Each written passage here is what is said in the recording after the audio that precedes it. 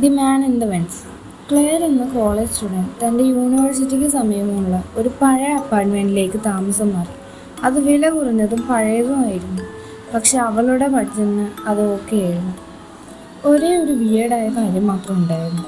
രാത്രി വെൻറ്റുകളിൽ നിന്ന് പോറലുകൾ വരുന്ന ശബ്ദങ്ങൾ അവൾ പലപ്പോഴും കേട്ടിരുന്നു. ആദ്യം അത് വെറും എലികളാണെന്ന് കരുതി.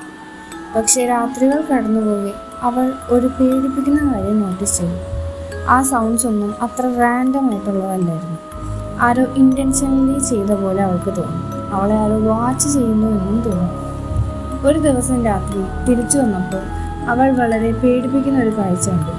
എയർ വെൻറ്റിനരികിലുള്ള ഒരു ചെറിയ പാനൽ സ്ലൈറ്റ്ലി തുറന്നിരിക്കുകയായിരുന്നു. അവൾ അടുത്തു നിന്ന് നോക്കിയപ്പോൾ അവളെ 2 കണ്ണുകൾ എയർ വെൻറ്റിലൂടെ നോക്കുന്നതായി കണ്ടു. അവൾ അലറിക്കൊണ്ട് അപ്പാർട്ട്മെൻറ്റിൽ നിന്ന് ഇറങ്ങി. പിന്നീട് പോലീസ് വന്ന് വെൻറ്റ് സെർച്ച് ചെയ്തപ്പോൾ അവർ കണ്ടുപിടിച്ചത് ഒരു ഹോംലെസ് മാൻ ആ അപ്പാർട്ട്മെൻറ്റിലെ വെൻറ്റിൽ താമസിക്കുന്നു. അയാൾ ഒരു സ്ലീപ്പിംഗ് ബാഗും ഫുഡ് റാപ്പേഴ്സും പിന്നെ ഒരു നോട്ട്ബുക്കിൽ ക്ലെയറിൻ്റെ ഡെയിലി റൊട്ടീൻ ഡീറ്റെയിൽ ആയി എഴുതിയിട്ടും ഉണ്ടായിരുന്നു. അയാൾ അവളെ ആഴ്ചകളായി വാച്ച് ചെയ്തുകൊണ്ടിരിക്കുകയായിരുന്നു.